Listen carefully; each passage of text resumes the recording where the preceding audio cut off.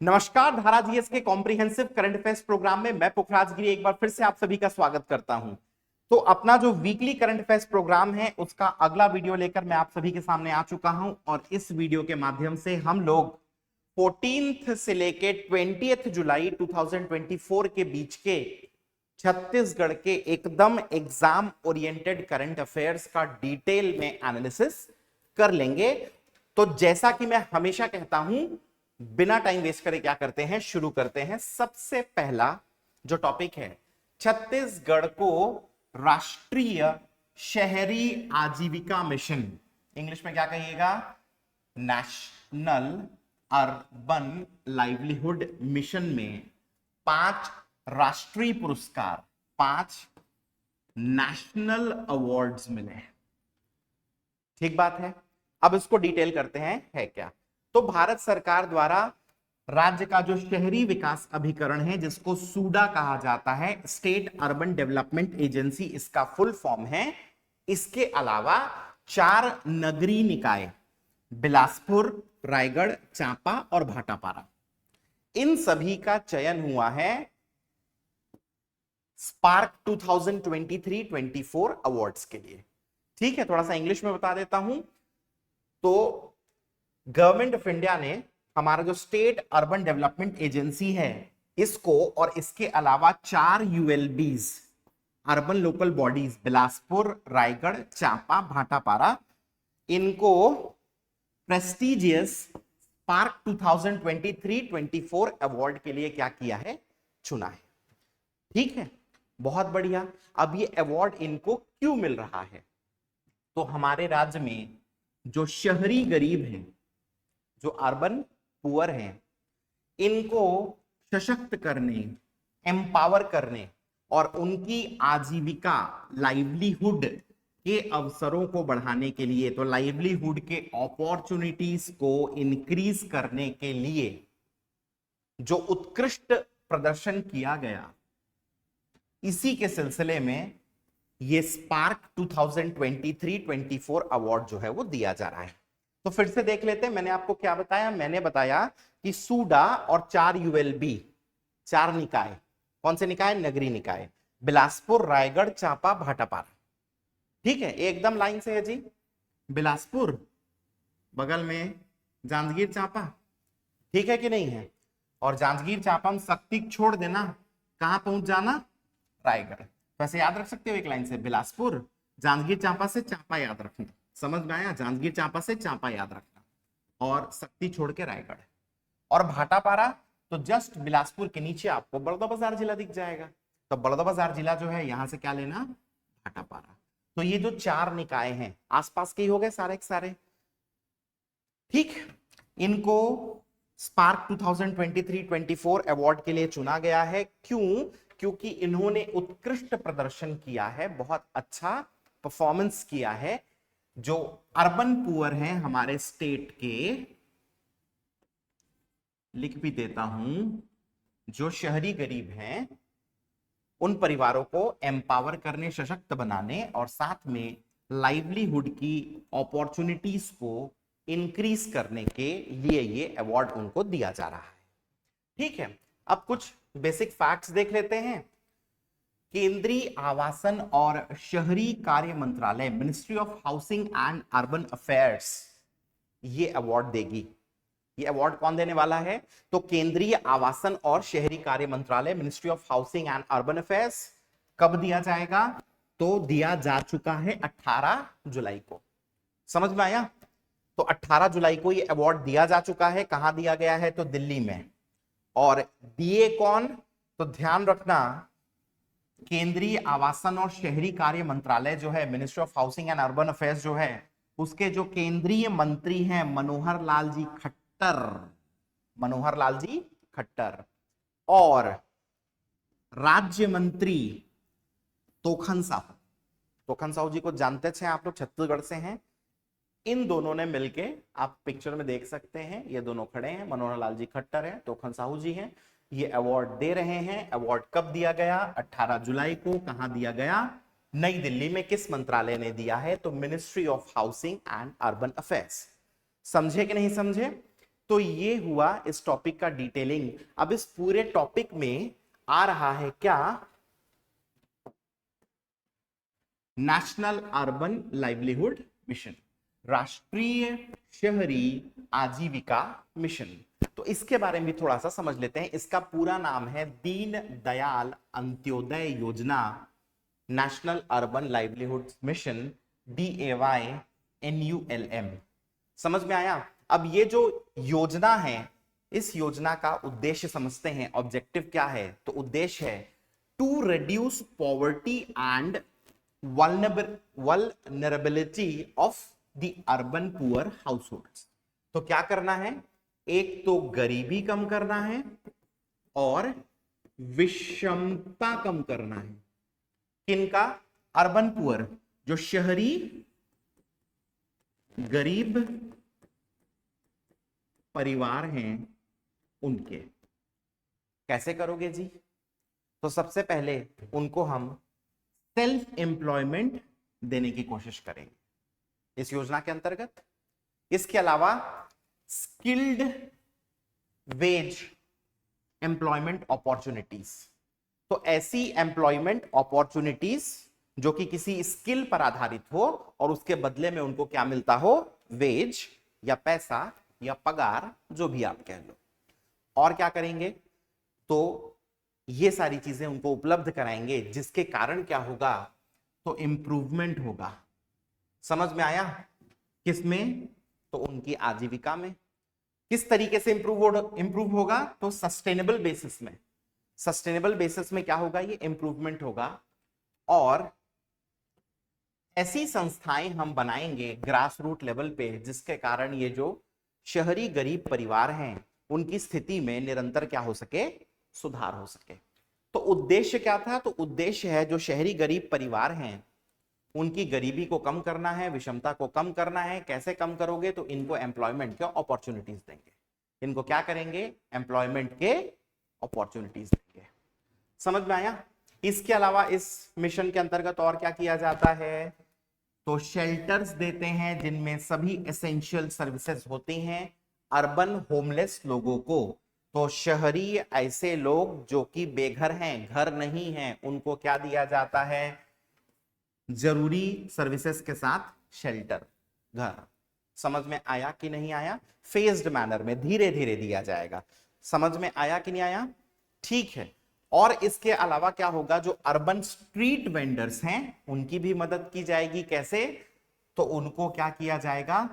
एक सूटेबल जगह दी जाएगी, लोकेशन दिया जाएगा जहां पर वो लोग क्या कर सके? अपने कार्ड्स को लगा सके।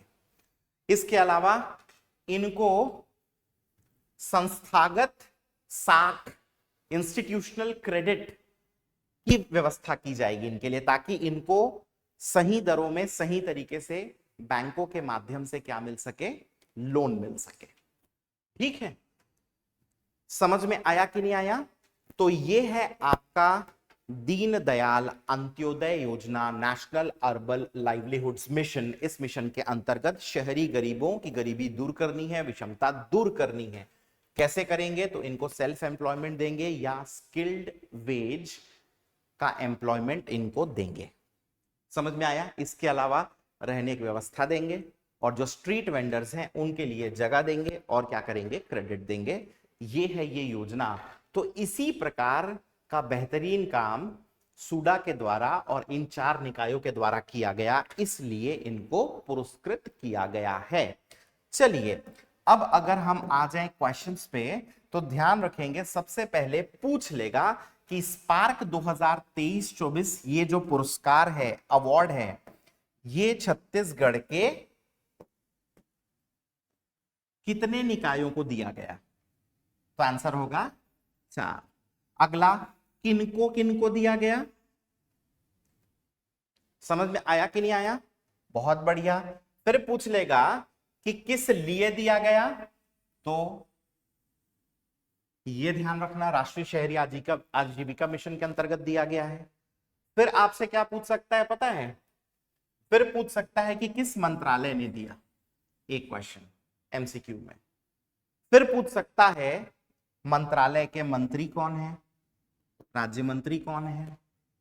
तो ऐसे 4-5 प्रकार के एमसीक्यूज बन सकते हैं बहुत इजीली। नेक्स्ट आपको क्या ध्यान रखना है, मेंस के पॉइंट ऑफ व्यू से इसको आप 30 वर्ड्स में पेपर नंबर 5 के लिए रेडी कर लेना। समझ में आया? राष्ट्रीय शहरी आजीविका मिशन को क्या करना, 30 वर्ड्स में आप रेडी कर लेना। किसके लिए? मेंस के लिए। चलिए, अच्छा आगे बढ़ने से पहले बहुत इंपॉर्टेंट इंफॉर्मेशन दे दूं। धारा जीएस आप सभी के लिए प्री प्लस मेंस और मेंस का लॉन्ग टर्म टेस्ट सीरीज लेकर आ चुका है। इस टेस्ट सीरीज में अगर प्री प्लस मेंस की बात करूं तो कुल मिला के 78 टेस्ट हैं। सिर्फ मेंस की बात करेंगे तो 41 टेस्ट हैं। ठीक है, इन टेस्ट में 20-20 टेस्ट जो हैं वो कैसे हैं, विषयवार हैं, सब्जेक्टिव है, और बाकी जो बच गए वो टेस्ट कैसे हैं, मॉडल। थोड़ा सा मैं आपको समझा देता हूं, नहीं तो कंफ्यूजन होगा। कुल मिला के 78 टेस्ट है, जिसमें से 37 प्री के हैं और जिसमें से 41 जो बच गया वो क्या है, मेंस का है। अब इस 37 में से 20 सब्जेक्टिव है, 17 मॉडल है और 41 में से 20 कह लो कि सब्जेक्टिव और बच गया 21। तो ये है क्या, मॉडल। खासियत हमारी ये है कि जिस दिन पेपर होगा सेम डे हम लोग आपको हिंदी लैंग्वेज और इंग्लिश लैंग्वेज में मॉडल आंसर देंगे, न सिर्फ प्रीलिम्स का बल्कि मेंस का भी। समझ में आया कि नहीं आया? प्रीलिम्स का रिजल्ट 3 दिन में आता है, मेंस का रिजल्ट जो है वो नेक्स्ट संडे के दिन आता है हमारा।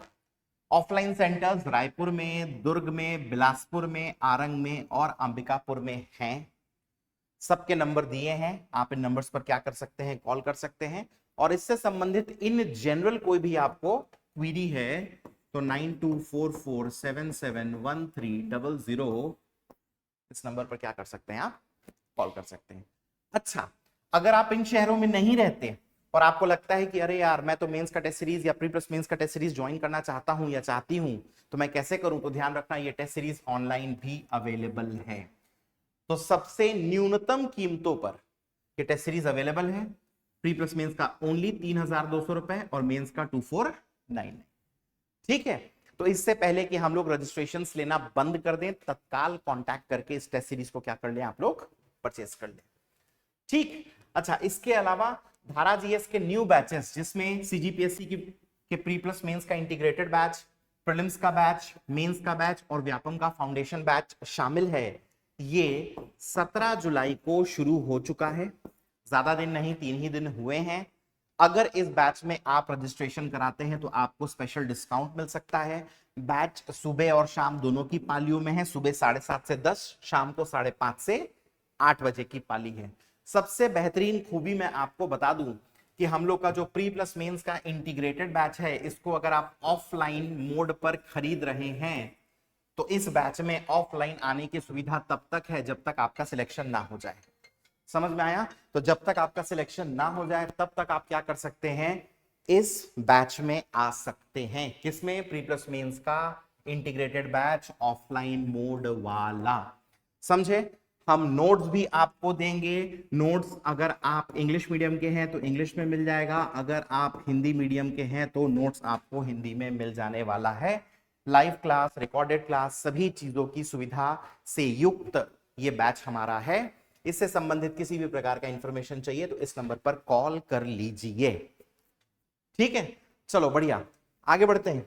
नेक्स्ट, छत्तीसगढ़ की 4 प्रमुख रेल परियोजनाएं जल्द होंगी शुरू। तो इस चीज को आप लोग ऑब्जर्व किए होंगे कि विष्णु देव साय गए थे नई दिल्ली, हमारे माननीय मुख्यमंत्री, और केंद्रीय रेल मंत्री श्री अश्विनी वैष्णव से इन्होंने क्या किया, मुलाकात की और चर्चा की कि जो रेल परियोजनाएं 4 प्रमुख अभी पेंडिंग है, शुरू नहीं हुई हैं, इनको क्या किया जाए, जल्दी से शुरू कर दिया जाए।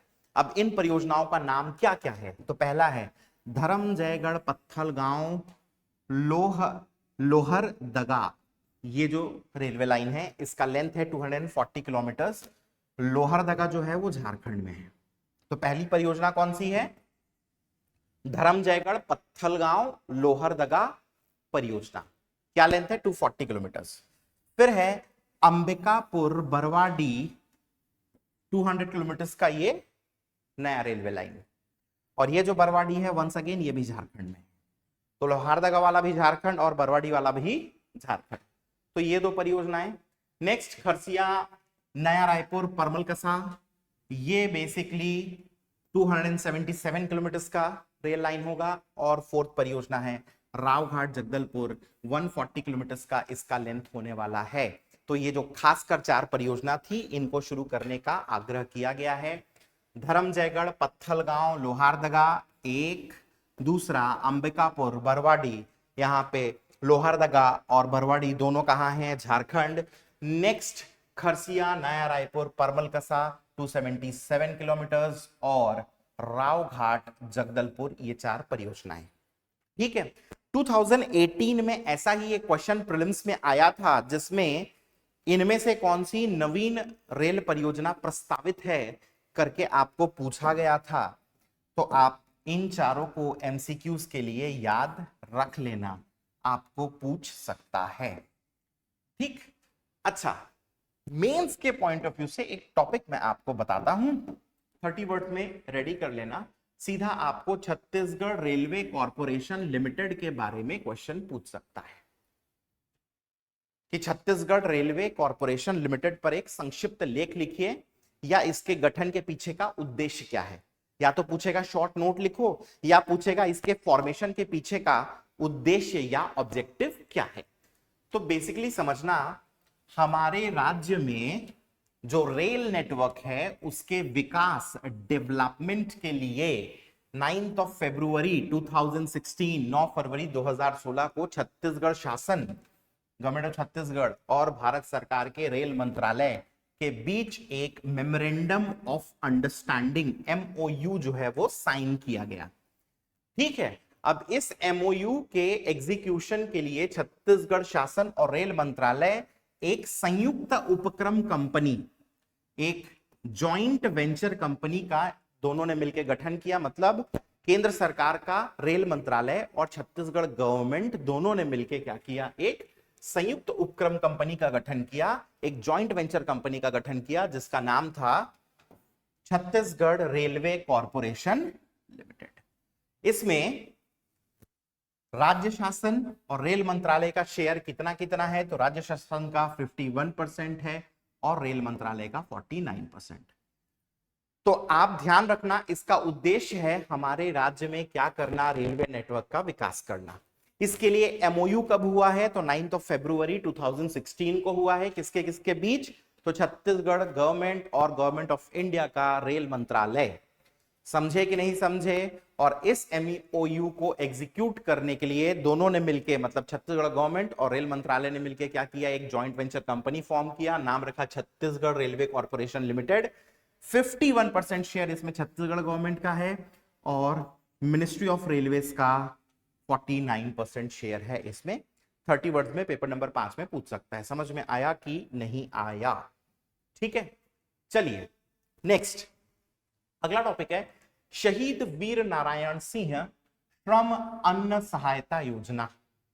कभी कभी आप लोग सोचते होंगे कि ये सब लेटर ऊपर नीचे कैसे हो जाता है, तो जब मैं पीपीटी में बनाता हूं सब सही रहता है, जहां प्रिंट एज PDF किया ऊपर नीचे हो जाता है।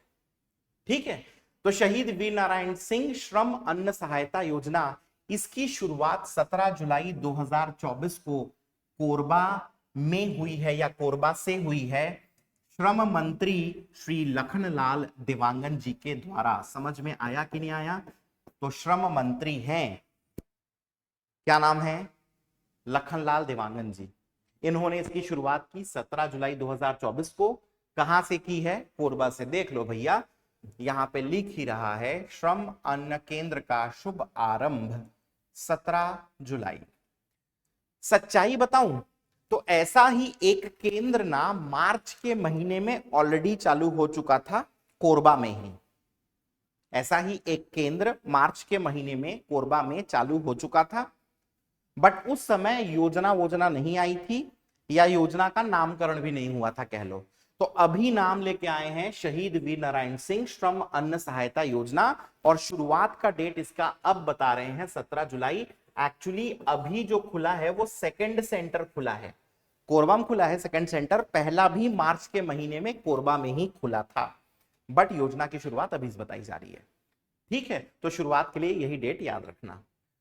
अब इसके अंतर्गत क्या किया जा रहा है, तो ध्यान रखना, भवन एवं अन्य सन्निर्माण कर्मकार मंडल, building and other construction workers board, फिर इसके अलावा असंगठित कर्मकार राज्य सामाजिक सुरक्षा मंडल, unorganized workers state social security board और श्रम कल्याण मंडल लेबर वेलफेयर बोर्ड के अंतर्गत जितने श्रमिक क्या हैं, पंजीकृत हैं, रजिस्टर्ड हैं, उनको 5 रुपए में गर्मा गर्म पौष्टिक भोजन जो है वो प्रदान किया जाएगा।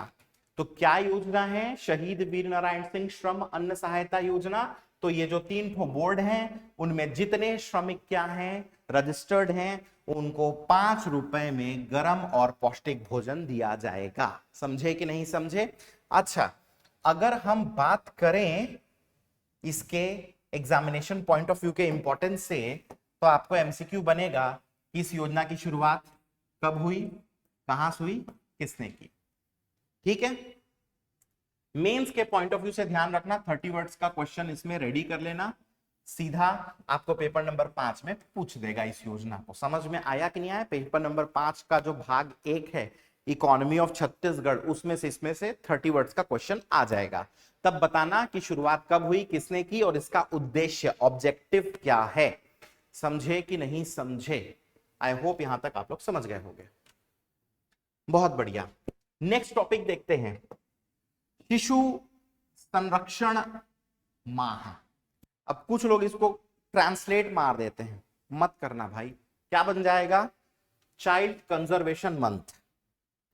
तो बहुत सारे जो अभियान होते हैं ना, नाम उनका हिंदी में ही रहता है, इंग्लिश में ट्रांसलेशन उसका नहीं करते हैं, इंग्लिश में जैसे तैसा लिख देते हैं। समझे? बट तुम लोग की इच्छा है, तुम्हारा मन हो तो कर लेना। अब क्या हो रहा है, शिशु संरक्षण माह विटामिन ए अनुपूरक कार्यक्रम, पूरा नाम है इसका, ये 19 जुलाई से 23 अगस्त 2024 तक आयोजित किया जाएगा। तो 19 जुलाई मतलब स्टार्ट तो हो चुका है। समझ में आया? तो शिशु संरक्षण माह जो है ये 19 जुलाई से शुरू हो चुका है, 23 अगस्त 2024 तक ये आयोजित होगा। और इसके अंतर्गत क्या क्या किया जाएगा तो समझना, विटामिन ए का जो सिरप है वो निर्धारित आयु के बच्चों को निश्चित अंतराल में इस प्रोग्राम के अंतर्गत दिया जाएगा।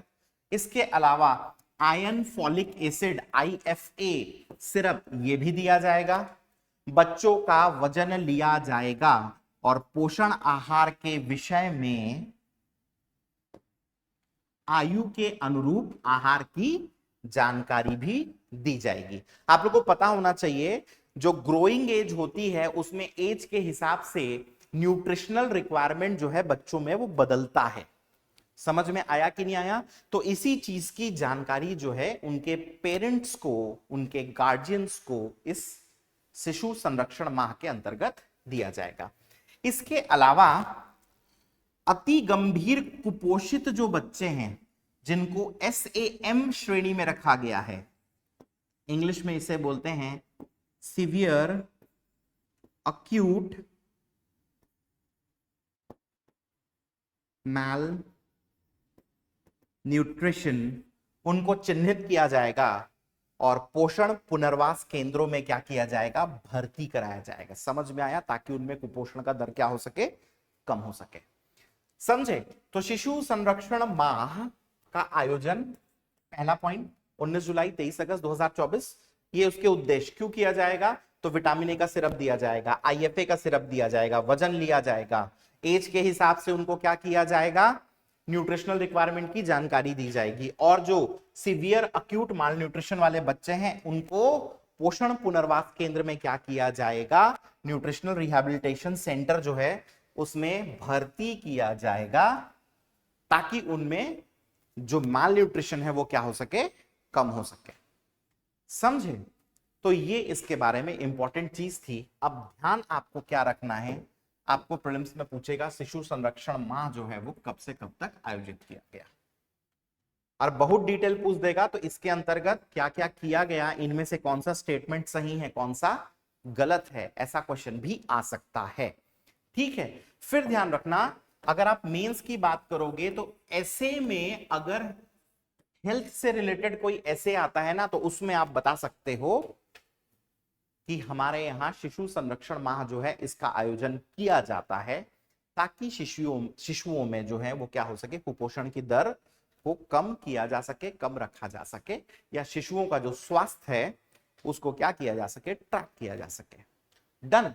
तो इस प्रकार से आप लोग क्या कर सकते हैं, इसको यूज कर सकते हैं। ठीक, चलिए फिर ये सुने होंगे यार बहुत आप लोग कि कुसमुंडा और गेवरा ये जो कोयला खदान है ये टॉप 10 में आए हैं, कुछ लोग बोलते हैं टॉप 5 में आए हैं। अपन देखते हैं कि मुद्दा क्या था। तो गेवरा और कुसमुंडा ये SECL south east coalfield limited की दो ठो क्या है, खदान है, जो कि हमारे कौन से जिले में है, कोरबा जिले। समझे कि नहीं समझे? डन। अब क्या हुआ, worldatlas.com ने अभी माइंस को प्रोडक्शन के हिसाब से रैंकिंग दी। कौन से माइंस को? कोल माइंस को। तो worldatlas.com ने क्या किया, विश्व के जो कोयला खदान हैं उनको उनके प्रोडक्शन वॉल्यूम के हिसाब से क्या करी है, रैंकिंग दी है। तो इसमें गेवरा और कुसमुंडा को भी कुछ रैंकिंग मिली है। समझे कि नहीं समझे? इस बात को हम लोग समझते हैं। ठीक बात है। तो छत्तीसगढ़ में लोकेटेड हैं और ये लगभग 100 मिलियन टन एनुअली दोनों मिलके क्या करते हैं, उत्पादन करते हैं। तो कुसमुंडा और गेवरा दोनों का उत्पादन अगर मिला दिया जाए तो 100 मिलियन टन के आसपास है एनुअली, वार्षिक रूप से। ठीक है, और पूरे भारत का 10% कोयला जो है यहीं से निकलता है। कुसमुंडा और गेवरा से पूरे भारत का 10% कोयला निकलता है वार्षिक रूप से। अभी रैंकिंग की बात करें तो रैंकिंग देखना, रैंकिंग दिया है सेकंड और फोर्थ। तो गेवरा सेकंड है, कुसमुंडा फोर्थ है। Gevra second, Kusmunda fourth. क्या आधार है? उत्पादन। किसके द्वारा दी गई? worldatlas.com के द्वारा। तो ये जो गेवरा माइन है ना, ध्यान रखना इसका annual production capacity 70 million ton है। 70 मिलियन टन प्रोडक्शन यहां से एनुअली क्या है, किया जा सकता है। लेकिन फाइनेंशियल ईयर 2024 में 59 मिलियन टन का प्रोडक्शन हुआ है। 59 मिलियन टन का क्या हुआ है, प्रोडक्शन हुआ। और कुसमुंडा में लगभग 50 मिलियन टन के आसपास क्या हुआ, प्रोडक्शन हुआ। तो 70 की कैपेसिटी गेवरा की है, 59 का प्रोडक्शन हुआ। कुसमुंडा में भी लगभग 50 से ज्यादा ही प्रोडक्शन हुआ। तो 59 और 50 को जोड़ दो तो 109 होता है। तो वही तो यहां पर बता रहा था कि 100 मिलियन से भी ज्यादा टन्स का प्रोडक्शन एनुअली होता है। दोनों को अगर मिला दें, और इसी के साथ भारत का 10% कोयला निकलता है कहां से, कुसमुंडा और गेवरा से। समझे कि नहीं समझे? और ये दोनों क्या है, ओपन कास्ट माइन है। ओपन कास्ट माइन, इसका फोटो आपको दिखाता हूं। ऊपर से खुला गड्ढा करके कोयला निकालो, यही आपका ओपन कास्ट माइन है। समझे कि नहीं समझे? आप लोग को KGF 2 याद आना चाहिए। यहां ऐसा ध्यान है कि वो जो अपने रॉकी भाई थे यहां से ऐसा गाड़ी वाड़ी लेके जा रहे थे, तुम लोग को ध्यान आ रहा है नहीं आ रहा है? रॉकी भाई ऐसे, और यहां से संजय दत्त एंड कंपनी खड़ा था, तो यहां से एक दो ठो गोली मारा। फिर रॉकी भाई जो है वो क्या किए, अपना क्लासनिकोव निकाले और बदजुका भी निकाले। बदजुका नहीं था, आरपीजी। तो आरपीजी और क्लासनिकोव से यहाँ पे इन लोग को क्या कर दिए थे, ध्वस्त कर दिए थे। ठीक है, चलो अब कुछ छोटे छोटे विविध न्यूज पर देखते हैं जिससे डायरेक्टली क्वेश्चन आ सकता है। तो ध्यान रखना, छत्तीसगढ़ के जो राजस्व मंत्री है जिनका क्या नाम है, टंकराम वर्मा, इन्होंने आनंद समाज वाचनालय लाइब्रेरी में एक कार्यक्रम आयोजित हुआ था जिसमें छत्तीसगढ़ के विभूति नाम की पुस्तक जो है इसका क्या किया, विमोचन किया। इसके लेखक कौन है, जागेश्वर प्रसाद। तो डायरेक्टली ये क्वेश्चन बनता है कि बुक के लेखक कौन, विमोचन किसने किया। फिर ध्यान रखेंगे, मुख्यमंत्री श्री विष्णुदेव साय ने जशपुर जिले में एक जगह है जिसका नाम है क्या, दुलदुला, जो कि विकास खंड भी है। यहां पर सामाजिक जागरूकता, सोशल अवेयरनेस, व्यवहार परिवर्तन, बिहेवियरल चेंज इसके लिए एक कार्यक्रम संचालित था जिसका नाम संकल्प जशपुर है, इसका शुभारंभ किया। इस कार्यक्रम के माध्यम से क्या किया जा रहा है, तो जिले में जो महिलाएं हैं उनको जागरूक किया जाएगा, बाल विवाह का रोकथाम इससे हो सकेगा, टीकाकरण के लिए इनको जागरूक किया जाएगा, सिकल सेल के बारे में बताया जाएगा और सर्पदंश का जो रोकथाम है उसके बारे में भी इनको क्या है, जागरूकता दी जाएगी। तो सीधा सीधा पूछ सकता है कि संकल्प जशपुर प्रोग्राम जो है वो किससे संबंधित है, या पूछ सकता है इसका शुभारंभ किसने किया है। चलो नेक्स्ट, मंत्री केदार कश्यप जी, आपको पता है छत्तीसगढ़ के ये वन मंत्री हैं और पार्लियामेंट्री अफेयर्स मिनिस्टर भी हैं, पिछले बार देखे थे ये। इन्होंने बीजापुर जिले में क्या किया है, एक प्रोग्राम का शुभारंभ किया, नाम है इसका घर घर पुस्तक हर घर लाइब्रेरी।